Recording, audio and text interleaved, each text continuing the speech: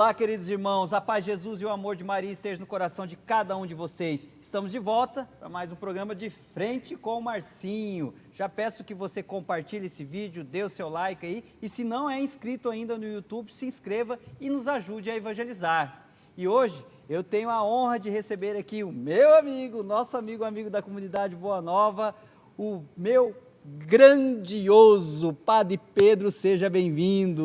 Oh, grandioso, é com muita alegria que estamos aqui. Eu protelei bastante para vir aqui, né? Dei um jeito de atrasar o máximo, mas tá bom, estamos aí, grandioso. Ai, que bom, Padre, que bom que você está aqui conosco para a gente partilhar um pouco, né? Conhecer um pouco da sua vida também. Padre, da onde vem esse jargão grandioso? Porque assim, Padre, antes de você me responder, quando você fala assim, olha, o Padre Pedro está indo lá na comunidade. Eu falo, mas que Pedro? Que Padre Pedro? Eu falei, Padre Pedro grandioso. Ah, o grandioso! Aí todo mundo lê, aí todo mundo sabe. Grandioso. Na verdade, eu não sei. Desde que eu era pequeno... eu ouvi certa vez um padre que passou lá, não um padre, mas um desses voluntários que vieram da Itália, Sim. num grupo chamado Operação Mato Grosso. Quando eu me mudei para Poxoréu, porque eu nasci a uns 50 quilômetros de Poxoréu, lá em Mato Grosso. Eles estavam lá desenvolvendo um trabalho de promoção humana com as pessoas, né? Com os habitantes da minha cidade, Poxoréu. Sim. Então, o que aconteceu? Eram todos italianos e quando eles iam se comunicar conosco, eles tinham uma coisa. Como eles não sabiam os nossos nomes, eles nos chamavam de o grandioso. Era uma das palavras que existem em comum entre o italiano e o português. Sim. Tanto é que se eu falo aqui como falo lá, vai ser entendido do mesmo jeito. E por que é que eles faziam aquilo? Eles faziam porque não conseguiam gravar todos os nossos nomes. Sim. Mas depois eu achei aquilo bonito e comecei a usar com as outras pessoas. Desde a minha quinta série, praticamente, eu faço uso desse jargão. Não é, vamos dizer assim, por não saber o nome das pessoas. Sim, não, o seu caso já é diferente, né? Mas é porque dá, assim, um engrandecimento para a pessoa que vem até você. Algumas pessoas não se sentem bem, você sabe disso, como em todas as coisas que você faz, mas pelo menos 99% das pessoas ficam tranquilas. Né? Eu me enquadro nos 99%, pode me chamar de grandioso, tá ótimo para mim, tá ótimo. Sim. Mas foi assim que começou, desde a minha quinta série.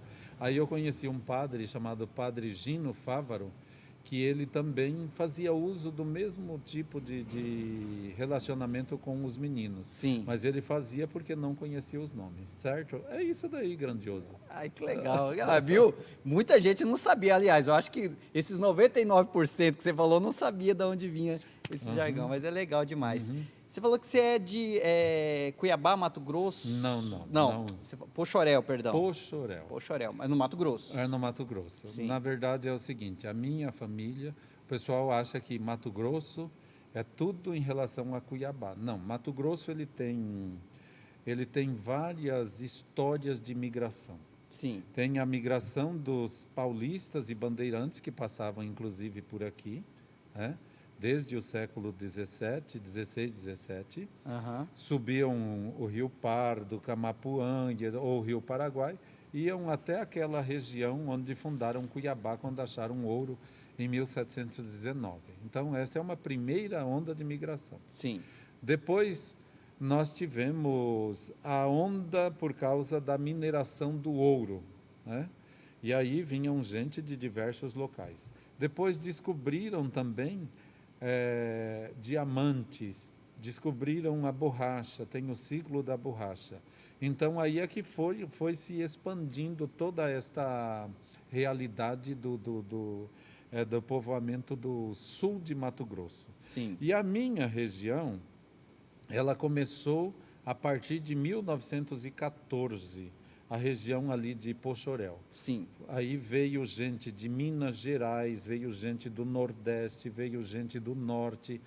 E a partir de 1929, quando Poxoréu foi fundada praticamente, aí se completou tudo isso. E a partir de 1942 foi criada a Fundação Mato Grosso, né? Brasil Central, aliás, não Mato Grosso, Brasil Central. Sim. E o Getúlio Vargas criou várias colônias, e inclusive nesta região onde eu nasci, que é Paraíso do Leste, foi criada uma colônia, e o meu avô veio, depois o meu pai veio e ganhou um pequeno lote naquela região. E depois nós perdemos tudo, né? Graças a Deus. Foi porque tinham os outros fazendeiros que eram mais fortes e eles conseguiram conquistar tudo. E o meu pai veio, ele era filho de mineiros e conheceu minha mãe no oeste goiano. E depois eles migraram em 1961 para aquela região. Eu só fui conhecer Cuiabá em 1977. Né? Só para você saber, o primeiro prefeito de Goiânia era meu bisavô. Olha da só. Da parte do meu pai. Né? Mas nós somos a parte mais pobre de todas. Já avisa, já, né? Então, eu sou de Poxoréu, a minha família não tem relação muito com Mato Grosso, mas eu adoro a minha região, que é uma região bonita. Você foi lá, não foi? Não, outros meninos foram lá. Foram. Foi o Naor, foi o Diego, o Laércio. Eles isso. Foram fazer uma visita lá. Fizeram uma visita. Mas gosto muito da minha região. Ai, que maravilha, padre. Quero morrer lá. Que bom. Padre, que bom que você quer ir para lá, não tô falando que bom que você quer morrer. Padre. Obrigado pela parte que me toca. Não entenda isso, por favor.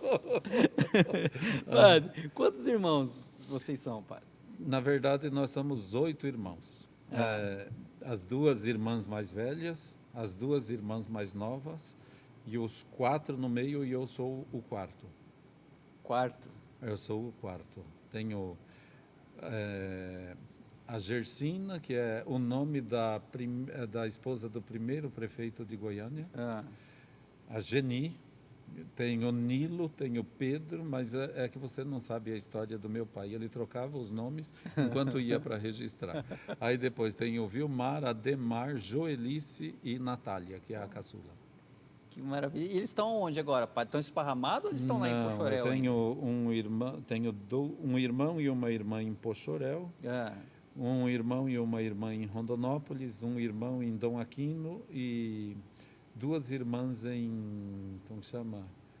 Em Primavera do Leste. Dom Aquino também é cidade do Mato Grosso também? Dom Aquino, para quem não conhece, ela fazia parte da região de influência do Garças. Lá era uma terra de coronéis, né? Uma terra de coronéis. E Dom Aquino descobriram diamante nas proximidades, mas lá era um lugar que tinha muito mutum, a ave mutum. Que antigamente eu comia, tinha uma carne gostosa, mas hoje, por causa de todo o movimento ecológico, eu não consigo comer mais, né, entendeu? Mas era o mutum, primeiro era mutum, aí depois... na década, acho que de 1960, mudaram para Dom Aquino. Olha só. E fica perto entre Jaciara e Campo Verde atual. É uma cidadezinha pequena, e eles mudaram para Dom Aquino. Vocês sabem, Dom Aquino foi um bispo salesiano, o primeiro bispo salesiano daqui da região. Na época foi o bispo mais novo da igreja. E ele foi nomeado para ser bispo de Corumbá, mas não pôde assumir, porque Dom Luiz da Mur não aceitou. Né? Olha, e aí, essa história já não conhecia. E ele ficou como bispo auxiliar, bispo coadjutor de Cuiabá, até quando Dom Luiz da Mur morreu e ele assumiu o governo da Arquidiocese de Cuiabá. Mas entre 1918 e 1922, ele foi... presidente do estado de Mato Grosso. Ele foi presidente do estado de Mato Grosso, que foi uma maneira que os partidos encontraram para pacificar os ânimos políticos da região. Mas, apesar de tudo, sempre continuaram acirrados, né? Mas foi por isso que você vai encontrar em quase todo o estado de Mato Grosso, Mato Grosso do Sul, a lembrança a Dom Aquino. Dom Aquino. Foi bom escritor, ele foi embaixador de Getúlio Vargas na Unesco, né? E ele contribuiu muito com a educação dentro do nosso estado. Sim, e temos até uma rua, Dom Aquino, né? Se não me engano, ela passa do lado ali da São José. Da São José, isso. Que legal, bom saber dessas histórias. Você contou para mim que uma vez parece que você saiu bem cedo de casa já para estudar. Como que é essa história? Grandioso. Assim, a minha família, eu fui batizado com 16 dias. Sua família sempre foi católica? Sempre, nós não tivemos assim ninguém, mas não é que sejam católicos praticantes. São católicos praticamente de nome. Em todo caso, todos são batizados, Sim. Os filhos são batizados. Eu tenho um sobrinho que ele participa de uma comunidade de vida, eu não me lembro o nome agora, mas ele vivia, como dizia, era pregador do nada, né? Mas de repente alguém o achou e ele passou a ser uma pessoa bastante religiosa e católica. Inclusive, ultimamente ele se aproximou dos sacramentos, se casou direitinho na igreja, fez todo o processo. E eu fui uns dias atrás à casa dele e o interessante é que ele diz o seguinte: eu acordo às 5 da manhã, a minha esposa também acorda, nós fazemos uma meditação juntos, as nossas orações, antes de cada refeição, e eu achei muito bonito isso, eles fazem as suas orações, entendeu? Quando os filhos saem, eles dão a bênção, entendeu? É uma coisa muito bonita. Mas a minha família nem sempre foi católica, né? Só que aí o que aconteceu? Quando nós nos mudamos da fazenda para Poxoréu, isso aconteceu em 1976, eu fui estudar num colégio de irmãs, chama-se Externato São José das Irmãs Salesianas. E ali eu tive contato com um padre que morreu aqui faz uns 4 ou 5 anos, padre Pedro Melezi, né? Ele era um padre assim, foi um dos fundadores de uma organização chamada Operação Mato Grosso, porque ele foi para lá praticamente em 1963 e começou a ver a pobreza do povo da região. E ele pensou que os coronéis não estavam resolvendo os problemas. Então ele falou: eu vou dar um jeito de ajudar a este povo. O tio dele tinha sido bispo da região, o Dom José Selva. Sim. Então ele, voltando para a Itália, ficou 1 ano lá e quando percebeu que muitos jovens iam com muita facilidade para as prisões, ele, vamos dizer assim, decidiu-se a propor alguma coisa, que foi a criação da Operação Mato Grosso, né? Então ele era uma pessoa muito considerada lá na minha região e eu tinha contato muito grande com ele.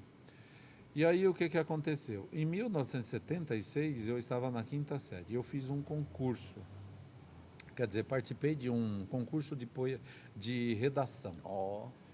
E ao participar desse concurso de redação, a importância do imposto de renda, ainda me lembro até hoje, né? Isso em 76? Em 76. Você tinha uns 12 anos? 12 anos. 12 anos.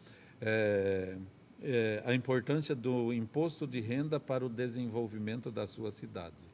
E eu fiz a redação e consegui tirar o primeiro lugar. Olha! Naquela época eu ganhei uma coleção de livros, ganhei uma televisão e um dinheirinho. Nossa! Além da medalha, né? Você lembra que coleção de livro que era essa? Não era aquela enciclopédia Barça, não, né? Enciclopédia, mas não era... Não era Barça, não. Não, era Melhoramentos. Melhoramentos. Mas era muito boa porque eu pude ler muita coisa. Não tinha livraria na minha cidade. Sim. E eu aproveitava para poder ler de qualquer jornalzinho que estava lá. E o meu pai, quando descobriu que eu queria ir para lá, ele não queria me deixar. Entendeu?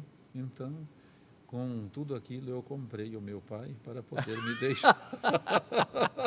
Aí você deixou a TVzinha preta e branca? Não, mas foi a primeira televisão da minha família. Olha. Porque não tinha televisão, estava começando a instalar a antena naquela época lá. Entendeu? Aí foi a primeira televisão da minha família. Aí com dinheiro, eu comprei um relógio, deixei para o meu pai, comprei algumas coisas, deixei para ele, entendeu? E aí eu pude ir para o seminário com 12 anos. Naquela época nós chamávamos de pré-aspirantado. Sim. Isso foi em 78 que eu fui. Eu ganhei esse presente, eu fiz em 76, Sim. 77, no dia 14 de junho, recebemos o presente, os prêmios, né? Sim. E aí, no final do ano, fiz o cursinho, e no começo do ano de 78, eu entrei no seminário.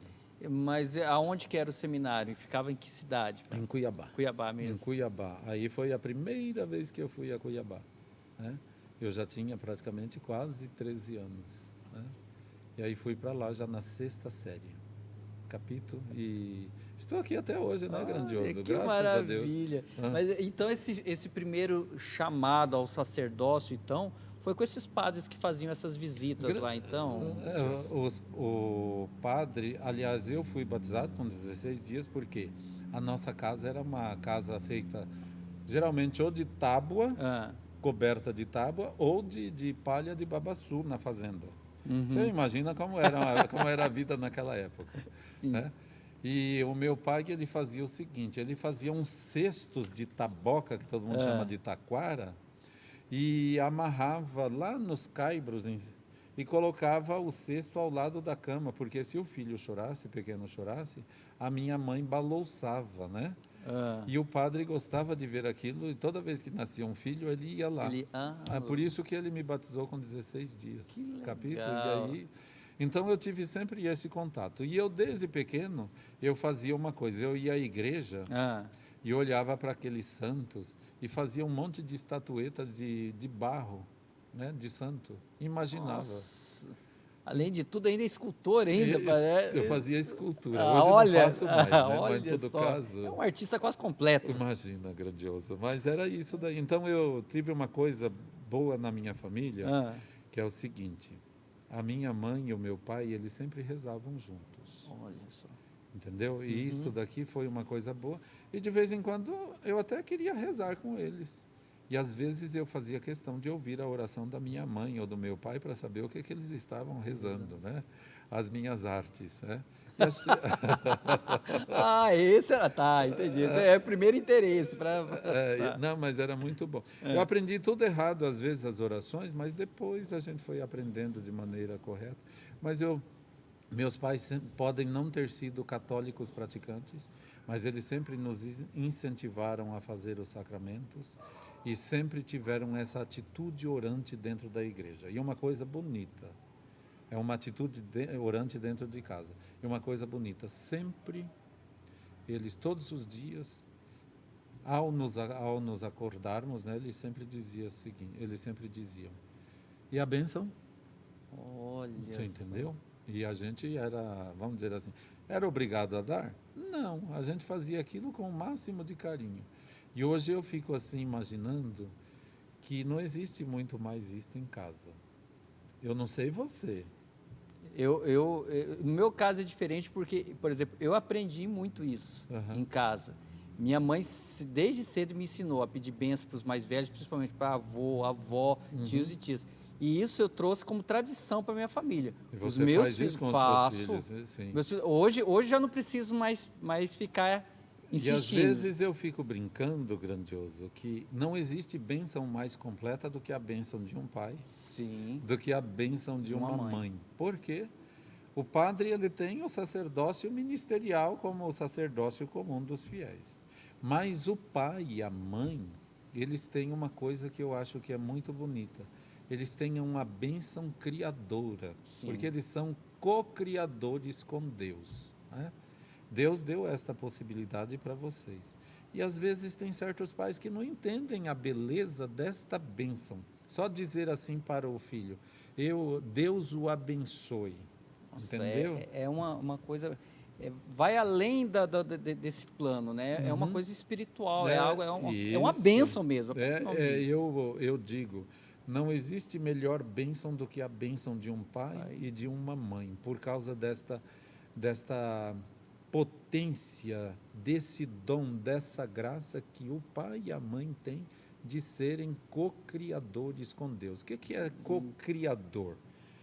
vocês criam com Deus, porque Deus deu para vocês a semente desta vida para vocês fazerem germinar. Também deu para mim, só que para mim eu tenho que canalizá-la pelo dom do sacerdócio para um outro aspecto da criação, que é o crescimento espiritual, ajudar na propagação do evangelho, entendeu? A minha bênção é ministerial, mas eu prefiro a bênção da minha mãe, viu? Sim. Hoje não tenho mais a minha mãe, mas ela está me abençoando de lá onde ela estiver. Amém. E do meu pai também. Que maravilha, padre. Bom isso. Padre, você contando aí, você sempre foi estudioso, né? Pelo jeito aí, você gostava de ler bastante. Tanto é que quando você ganhou a sua enciclopédia lá, você deve ter devorado a enciclopédia. Qual que é a sua formação acadêmica hoje, padre? Na verdade, grandioso, eu tenho uma formação acadêmica, eu tenho 3 faculdades básicas, são filosofia, teologia e também tenho, como se diz, pedagogia, né? Essas 3. E administração também por necessidade, né?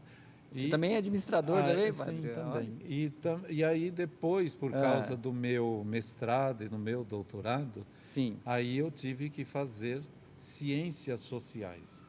E dentro das ciências sociais, dentro da filosofia, eu posso ser professor de sociologia, história e filosofia. Nossa, Capítulo? Legal. Aí dentro da pedagogia eu sou administrador escolar, posso ser diretor, posso ser coordenador, e dentro da teologia é o normal da vida do teólogo, né? Posso ser também professor, mas nunca quis fazer isso daí. E dentro das ciências sociais eu fiz o meu mestrado em base à economia, à sociologia, à história e à política, que eu trabalhei a dimensão política e, obviamente, econômica, social, na obra de Celso Furtado, né? Sim. Ele escreveu mais de 100 artigos e 32 livros, então tive que me debruçar sobre todos os livros e os artigos dele, obrigatório, né? E depois eu fiz o meu doutorado em cima da filosofia política. Então é dentro da política que eu fiz o meu mestrado, o meu doutorado, entendeu? E aí eu trabalhei ali, eu até fiz o livro, produzi o livro dos dois, né? O Pochorel, um município engendrado pelo coronelismo. Nossa. Entendeu? Fruto da criação dos coronéis. Sim. Então foi isto, esta é a minha formação. E hoje, grandioso, eu já fui professor de matemática, já fui professor de biologia, já fui professor de história, de geografia, de inglês. E hoje eu dou aula na área de desenvolvimento local aqui na UCDB. Na UCDB? Na verdade é uma coisa muito boa. Desculpa, eu falo demais, viu? Na verdade é uma coisa muito boa, porque as nossas faculdades elas precisam muito da dimensão humana. Sim. E eu procuro passar isso dentro dos nossos cursos, né? A dimensão humana, mesmo falando de política, mesmo falando de economia, certo? E eu atuo muito também na área do direito. Capítulo. Nossa, se for anotar aqui, quase acabou meu papelzinho de tanta formação acadêmica. Eu também fiquei sabendo que você teve um tempo à frente da rádio da UCDB, né? Sim, você, lá na frente da rádio, você ficou quanto tempo? Como foi esse trabalho? Você eu posso até dizer, você é um ótimo comunicador, você gosta dessa coisa de estar com as pessoas, de se comunicar com as pessoas, né? Antes de mais nada, eu tenho que pensar numa coisa. O quê? Um domingo sem uma missa com o povo, para mim, é a morte. Olha. Você sabe por quê? Porque se eu for olhar, a minha vida toda como salesiano, sim, é o trabalho com as pessoas. Sim. Ou com os jovens, ou com as crianças, ou com os pais e etc. Então, não ter essa presença das pessoas faz com que a gente parece que perde aquela dimensão do encontro, né? Isso é muito importante. Sim. E quando eu era pró-reitor de pastoral da UCDB, então, de repente, surgiu a oportunidade de trabalhar na rádio, né? Mas eu tinha uma pequena formação de um semestre, obviamente, como eu lhe disse antes, né? Eu tinha uma formação de técnicas de comunicação e de escrituração jornalística, né? Isso nós fizemos quando estávamos no primeiro ano de faculdade de filosofia. Era uma das coisas obrigatórias. Hoje não existe mais isso? Hoje não é obrigatório. Quase não é obrigatório, mas seria muito interessante, né? Então, quando eu estava neste trabalho, eu comecei com o Evangelho em sua casa, que antes eram palavras que libertam. Depois, como a gente passou a produzir o programa Palavras que Libertam ao vivo, então a gente mudou, ficou o Evangelho em sua casa, que ainda tenho esse programa até os dias de hoje, né? Então, aí eu comecei a entrar nesse mundo. E em 2012, 13, 12, mas eu fiquei à frente da rádio quase 10 anos, entendeu? Então, eu recebi o convite para poder assumir a presidência da Fundação Dom Bosco. E foi aí que eu tive que é a mantenedora da rádio. E foi aí que eu tive que começar vários programas foram criados e etc. Isso para mim foi um momento assim que me alegrou muito, porque a gente tinha muito retorno do povo da cidade, você entendeu? E isso para mim foi uma das coisas muito agradáveis que eu tive na vida. Verdade.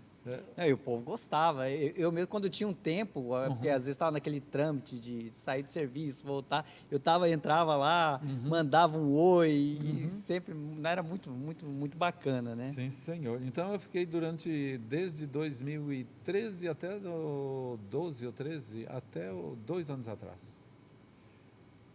Mas já faz tudo isso que você não está mais à frente, né? Sim, grandioso. Já tem quase 3 anos. Mas é bom, grandioso, ter outras pessoas que assumem. Sim. No princípio a gente sente porque é uma coisa agradável. Agradável, né? Mas depois, quando você vai ver, é preciso que outros assumam, tem novas ideias, entendeu? Eu sempre penso uma coisa, eu assisti a um filme besta, né? E ali tinha uma coisa que o pai dizia para o filho: muitas vezes nós ficamos relembrando aquilo que perdemos, mas não celebramos aquilo que ganhamos. Eu ganhei muito mais liberdade para poder agir em outros campos quando deixei a rádio. Isto para mim foi uma coisa muito boa, porque grandioso, abriram-se-me muitas oportunidades. Tá bom, grandioso. Que legal, padre. Além de Dom Bosco, que deve ser um santo que você admira, tem algum outro santo, padre, você fala assim, eu admiro principalmente por causa da história, do testemunho, algum outro santo assim que você fala, poxa, esse santo aqui, o testemunho dele é maravilhoso, eu gosto, eu leio bastante sobre ele? Olha, eu tenho vários. Escolhe pelo menos um. Aquele assim que você mais tem contato, então, vamos lá. Se eu for olhar, eu gosto da história de Santo Antão Abade, que é o fundador do monaquismo. Eu gosto muito de São Bento, porque ele foi o criador do monaquismo aqui no Ocidente, ajudou a construir praticamente toda a Europa. Mas se eu for olhar agora, nos últimos anos, eu tenho uma admiração muito grande por um jovenzinho. Chama-se San José Luis Sánchez del Rio. Nossa. Esse é é até difícil pronunciar o nome. Ele foi um jovenzinho que viveu na famosa Revolução Mexicana, que começou a partir de 1917, quando Cali assumiu o poder e quis colocar em ação a Constituição de vertente comunista, né? Que era para acabar com a igreja. E ele viu o padre sendo martirizado. Então ele decidiu-se com 13 anos assumir o ofício de defender a igreja. Sim. E ele procurou o general da resistência e conseguiu se alistar no exército. E um dia ele estava no campo de batalha, né? Estava lá no campo de batalha e, de repente, o cavalo do seu general quebrou a perna. E os legalistas, que eram aqueles que estavam, vamos dizer assim, combatendo o cristianismo, eles tentaram chegar até o general. Então ele deu o cavalo para o general da resistência e ele ficou e foi preso. E neste ato eu vejo uma beleza. Ele foi torturado, os pés dele foram cortados de diversas maneiras e ele teve que, vamos dizer assim, andar sobre pedras. E o pessoal, encontrando os pais dele, os irmãos, pediram para escrever para ele, para que ele desistisse de defender a sua fé. E ele disse para os pais que se ele seguisse o que eles estavam pedindo, ele não estaria sendo fiel a Jesus Cristo. Nossa, que lindo, hein? Testemunho. E então ele foi levado passando em cima de pedras e até tentaram, vamos dizer assim, tirá-lo das pedras, mas ele pediu para não, que ele foi até o fim. Então, quando chegou lá, alguém deu uma facada. Você desiste ou não desiste? Deu uma facada nele, ele não morreu, aí atiraram nele. Né? E aí eu vejo que muitos jovens precisam de grandes testemunhos. Só que os grandes testemunhos não precisam ser de gente que viveu uma vida de 90 anos ou uma vida de 10 anos. Pode ser qualquer época da vida. Muitas vezes a gente quer dar para um super-herói aquilo que a gente gostaria que a gente pudesse ser feito. Eu acredito que dentro da igreja tem muitos super-heróis. E este, para mim, é um grande super-herói do século 20 e 21. Então, eu gosto muito dele. San José Luis Sánchez del Rio. Oh, maravilha. Lindo de ouvir essa história. Tem um filme que você pode assistir chamado Cristiada. Tem lá essa história. Então, vale a pena. Olha aí, que bom. Você que está nos assistindo, já aproveita e já assiste esse filme também. Padre, assim, você lê bastante, já leu muitos livros, mas um livro assim de ficção, ou romance, ou fantasia, assim, que você leu, que você fala assim, eu gosto muito, não só do livro, mas do autor. Grandioso, é muita coisa. É muito difícil escolher. Escolhe um, pelo menos. Para um você fala assim, poxa, esse livro aqui eu gostei demais, me remete à minha infância ou à minha juventude, não sei. Olha, vamos dizer assim, ultimamente, vou pegar um dos últimos que eu li e gostei. Chama-se O Senhor do Mundo. O Senhor do Mundo. O Senhor do Mundo. Eu até indiquei para alguns dos nossos que de vez em quando vão conversar comigo para eles lerem. Este livro foi escrito por um ex-sacerdote anglicano que virou sacerdote católico. Ele se converteu ao cristianismo, se não me engano, ao catolicismo em 1924. O nome dele é Hughes Robert Benson. Ele era filho do arcebispo de Cantuária, na Inglaterra. Inclusive, ele criou um problema com a igreja anglicana, porque o filho de um arcebispo, que é o chefe da igreja da Inglaterra, no lugar da rainha, do rei ou da rainha, se converter ao catolicismo, naquela época era um escândalo, né? Sim. E ele escreveu, então, este livro que, se nós formos reparar, nós estamos vivendo a história que ele estava antevendo lá naquela época. Né? Ele fala de um ambiente, de um único homem que quer, vamos dizer assim, ser como se fosse o chefão de todo o mundo. Inclusive, ele quer dominar as mentes e dominar tudo. Quer dominar até a igreja. E quando o Papa morre, ele dá um jeito de não fazer a eleição do Papa, mas alguns cardeais conseguem driblar tudo e vão fazer a eleição do novo Papa em Jerusalém. Aí você pode se questionar, quem é o Senhor do mundo? É este presidente ou é Jesus Cristo? Então ele quer passar esta verdade que o verdadeiro Senhor do mundo é Jesus Cristo. E isto é bom porque o livro dele foi criado na esteira quando Pio, acho que 10º, em 1924, 25, ele criou a festa famosa do Jesus Cristo, Rei do Universo. Nosso Senhor Jesus Cristo, Rei do Universo. E aí você imagina que esse livro completa um pouco esta história. E ele é muito lido, por exemplo, pelo Ratzinger, pelo Papa Francisco. Nossa, que entendeu? legal. Então é bom que o pessoal leia um livro como este. Que legal. Certo? Bom, padre. Padre, se você lembrar, né? Se você lembra de alguma situação assim engraçada que você viveu, ou no seu sacerdócio, ou na sua infância, você fala assim, poxa, essa situação não foi só engraçada, mas assim, traz boas recordações, traz um ensinamento de vida para mim.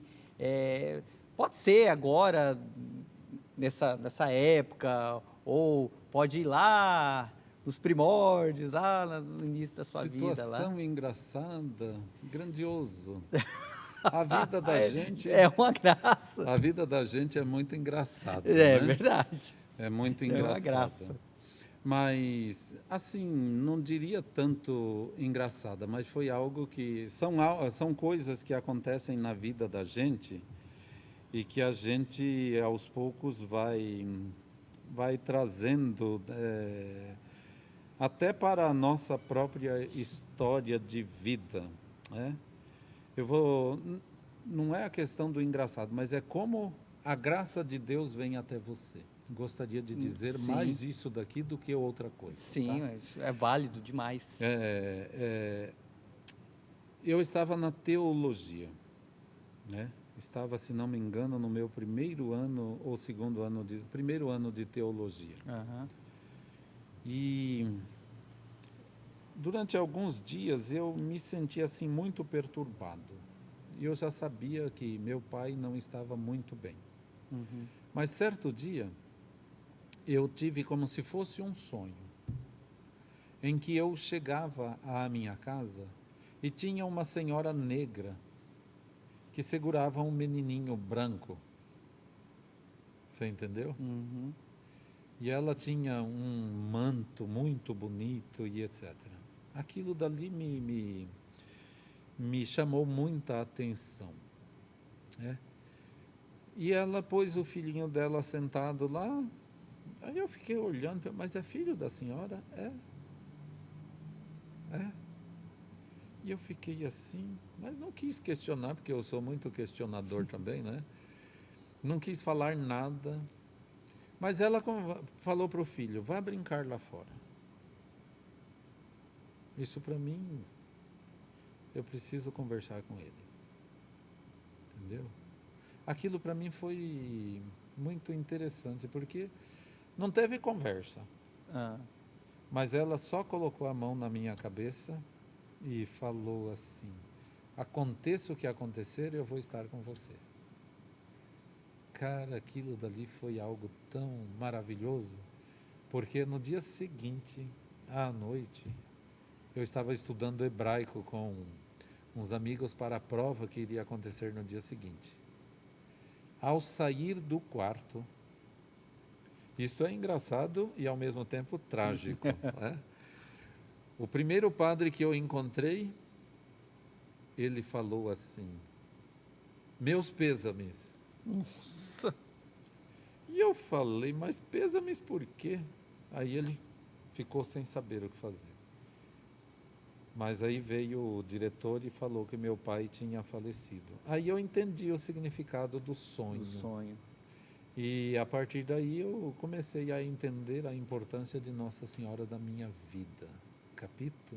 Opa. Esta é uma coisa que eu guardo tem o lado trágico, tem o lado cômico e tem esse lado, vamos dizer assim, muito bonito da proteção que Nossa Senhora tem sempre me dado, grandioso. Que lindo.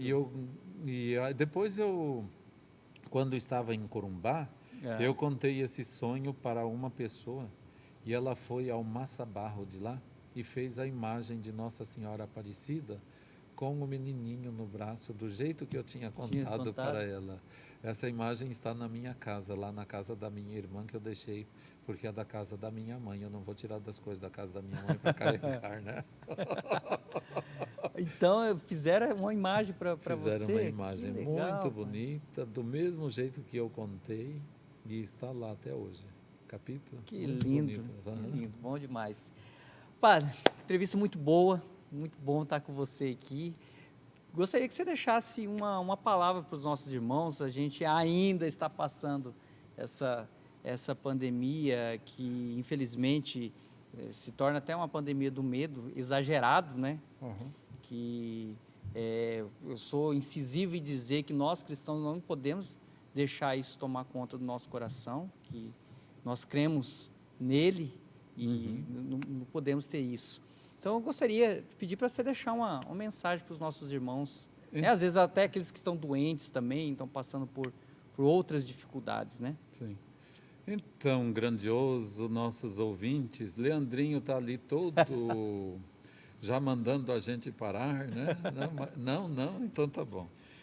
Escuta, grandioso, eu tenho ouvido muita gente fazendo previsões de fim de tempo, de fim de história, disso e daquilo. Eu me lembro que em 1989, com a queda do Muro de Berlim, o Francis Fukuyama escreveu um livro, O Fim da História e o Último Homem, para dizer que quem tinha imperado no mundo era a democracia e o sistema capitalista, certo?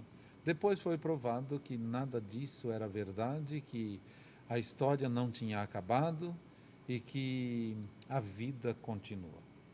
Hoje, nós estamos vendo que parece que tem pessoas que estão se aproveitando desta situação para dizer que nós estamos no fim. Mas eu quero dizer, acima de tudo, que nós precisamos crescer na fé, crescer no espírito de família, crescer no sentido de pertença à comunidade, crescer na questão da solidariedade. Na questão da solidariedade. E para aqueles que pensam que nós estamos no fim, eu diria o seguinte, que Jesus, ele nos indicou mais ou menos quando será o fim, certo? Ele indicou para nós que nós teríamos pestes, nós teríamos guerra, teríamos catástrofes, teríamos tudo isso daí. Mas ele também disse, ainda assim não será o fim. Mas ele se fez uma pergunta. Quando o Filho do Homem vier a esta terra, ainda encontrará fé? Então, eu quero dizer que nós precisamos, justamente nesses momentos, cultivar a fé, para que Jesus nos encontre em qualquer situação, vivos, aí praticando esta fé, vivendo esse gesto de solidariedade, não perder o sentido de comunidade, não perder o sentido de pertença. E acima de tudo, nos deixar ser desafiados por tudo isso daí, sem jamais desanimar, entendeu? E aí eu volto àquela frase que eu disse agora há pouco. Muitas vezes a gente fica se lembrando daquilo que nós perdemos, mas nos esquecemos daquilo que nós podemos ganhar. O que é que nós poderemos ganhar com tudo isso? Deixe que Jesus fale ao seu coração e talvez você esteja ganhando em proximidade, em família, Sim. Em situações que fazem com que você seja um ser humano mais completo. Cultive isto e você vai ver que você estará sentindo a presença de Deus na sua vida. É isso daí, grandioso. Amém. Obrigado, Padre. Obrigado mesmo. Certo? Já vou pedir para você dar a bênção para nós aqui. E antes disso, pedir para os meus irmãos que estão nos assistindo, né, que compartilhem esse vídeo, compartilhem todas as plataformas que nós da comunidade temos de evangelização.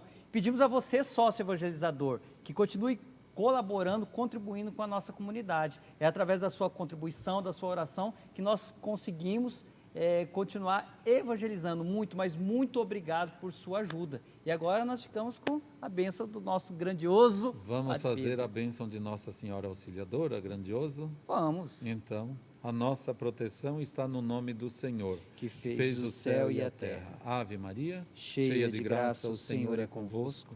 Bendita sois vós entre as mulheres, e bendito é o fruto do vosso ventre, Jesus. Santa Maria, Mãe de Deus, rogai por nós, pecadores, agora e na hora de nossa morte. Amém. Amém. Debaixo de vossa proteção, nós nos refugiamos, ó Santa Mãe de Deus.